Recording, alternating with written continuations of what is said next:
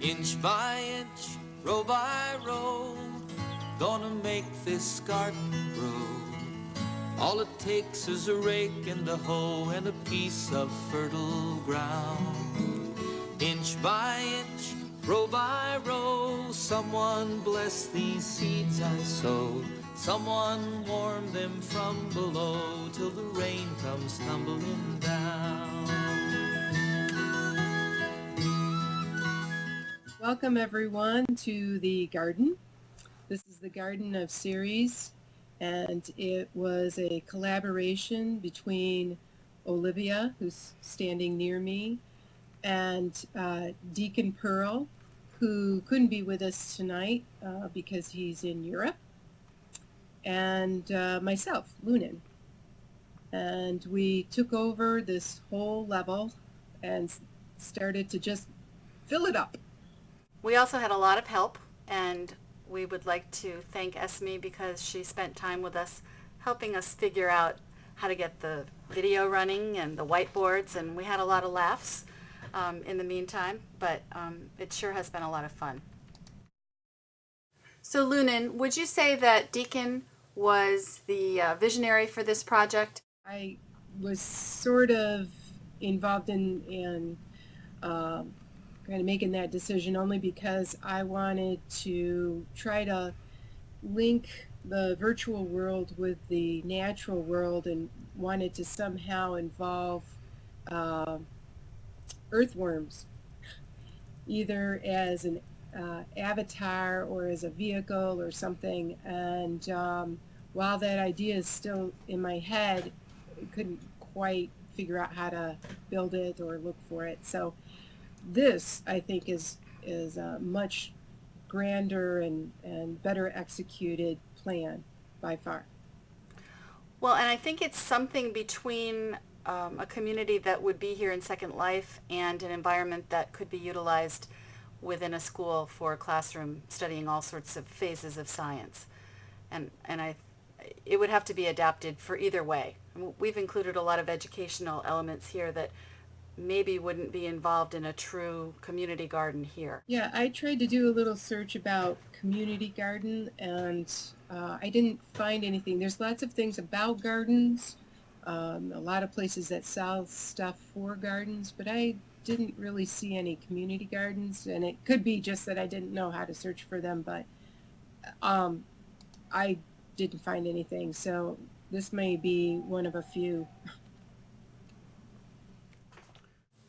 We came up with the name for the garden by bouncing around a few ideas, and in case you don't know much about Cirrus, this slide has a little information about her. She was thought to be the source of all growth, nutrition, and life on Earth, so it seemed to be a great fit for this garden. And these slides will be here. I think we want to sort of skip through this presentation and just let you explore. But these will be here, and all of these whiteboards are able to be accessed by, hopefully, by each of you. I think one of the things that was really great about working with Olivia and Deacon was that we were able to talk through SL, you know, and the IMs and everything, but also through emails and through various other methods, just to bounce ideas off of each other and think through, well, how do we want to link this to some type of pedagogy? And so I think as you walk around, there are some examples. Some of the garden beds which have note cards attached to them are just examples of things that maybe someone who is trying to use this in addition to other things in their classroom might be able to pick up on. Just some of the visuals may give other people some ideas. And as we were talking about things between the three of us, one of the things Deacon mentioned was that he works in an area where this may be the only way that learners get to know what plants are, where food comes from, what a garden looks like.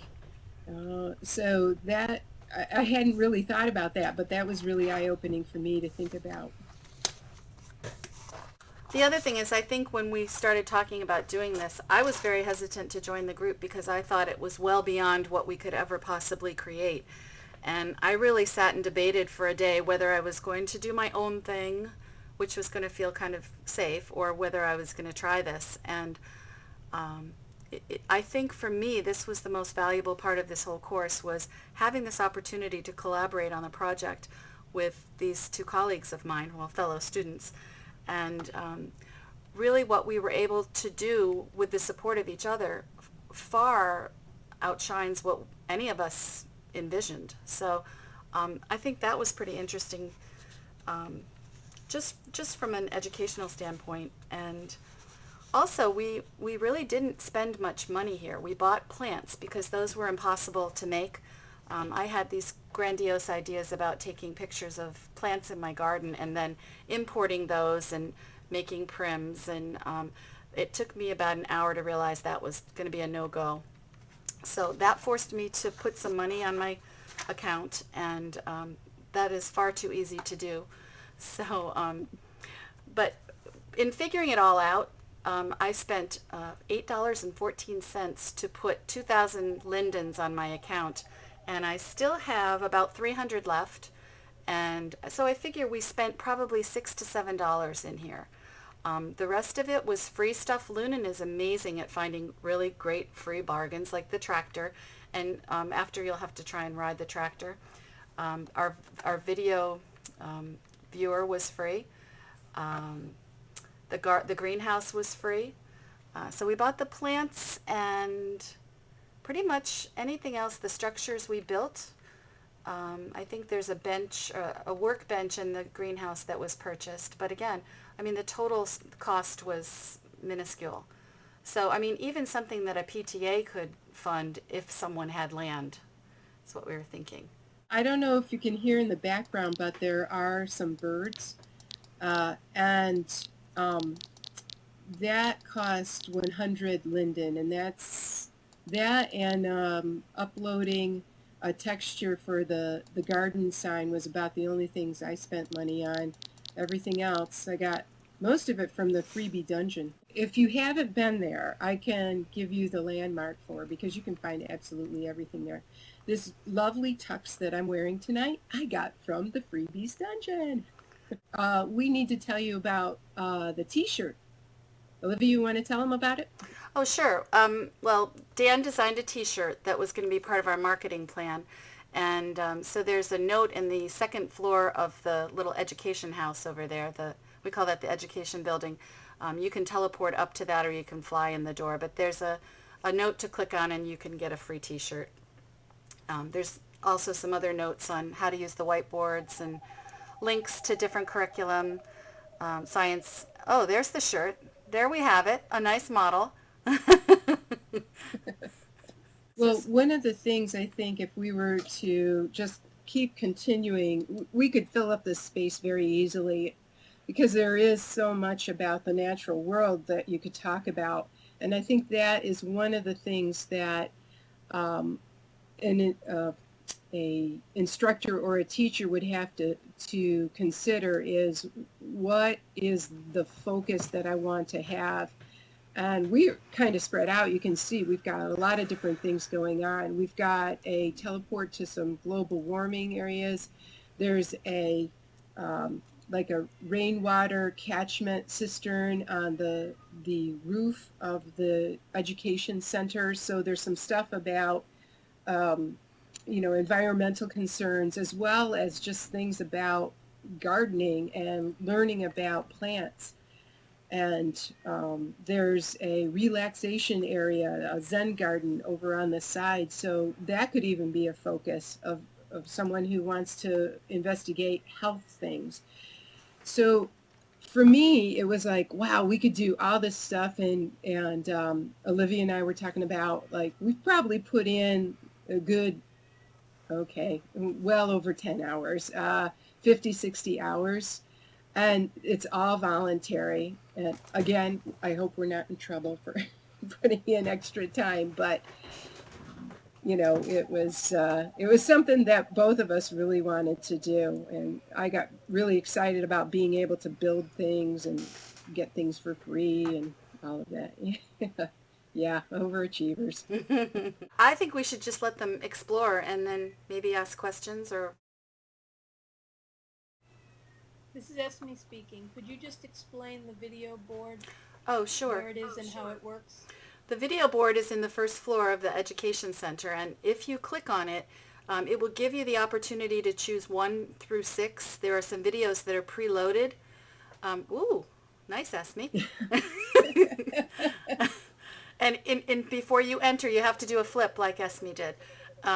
So if you go in there, there are videos at YouTube that we have targeted that relate to different themes that are being focused on at this point in the garden. And our idea was, you know, every couple of weeks or every month, you would switch out and focus on a different theme. So right now we're focusing on Three Sisters Gardening, which also involves Native Americans. What's that? It was a form of gardening that the Native Americans discovered that is also related to some basic science principles. So you can take a look at that. There's a little spinning cube over there that gives the student a handout and then also links them to a website that has further information. That's probably the thing that's the most fleshed out. Well, Roxy was asking, What? did we use voice to collaborate or most of the time typing chat? Well, since I was doing it from work sometimes, I couldn't use voice. So I was typing in the chat. Have we thought about the connection between local foods and energy use? I think that's something that we were going to work into the global warming platform, which we haven't, we really actually ran out of space, and so we moved a platform up above today, and we haven't added anything up there yet, but yes, that's definitely something that we were going to talk about. Sunny had a question about whether this would be available just to our students, and I think our idea was really envisioning this as being something that would be open to any students. Were we able to get students into Second Life, because presently they have to stay on the teen grid and they're pretty isolated. So this is something that could, according to Esme, be exported and then used in something called OpenSim. And, oh, there. Can you hear me? If it were used in OpenSim, it could have been created here and then exported and used in a school environment on a local server. So, I mean, I was thinking too, the concept is there for creating projects like this, linking them to curriculum, and then perhaps selling them to a district who wants their kids safe within a virtual environment in their own network. So, why doesn't everyone just explore? One of the things you notice is there are no mosquitoes. I want to get away from that tractor. Whose idea was that? Over in the Zen garden, which is kind of behind where I am, there's a fountain, and there are 2 rugs that you can sit on for meditation. There's also a couple of chairs under the tree. There's a beehive over there as well, because we wanted to also talk about what's happening to honeybees.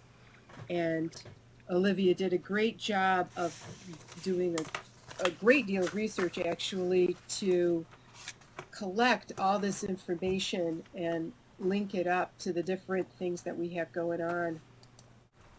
Okay, there's a dance ball over above me, and if you have any interest in having a little happy, we're successful, we did a great job dance, come on over.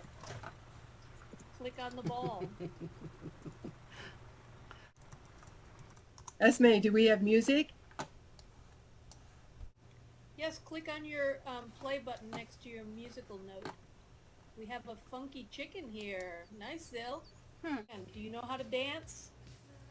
You don't have to, of course. Oh my goodness, Scotty is break dancing. To dance, you click on the dance ball, and a note card comes up in blue. You choose dances, and then you select. There are 33 different dances in there. And once you select it, it will ask you if you really want to be animated, and you say yes, and then you keep dancing. And then when you want to stop, you click on the ball again and choose stop. To me, one of the greatest assets of Second Life is the large educational community, and being able to share our work with other educators and to get their feedback and to collaborate with other educators is a remarkable thing. So I'm so delighted that we had some guests tonight. Oh, Lunan, a costume change for you.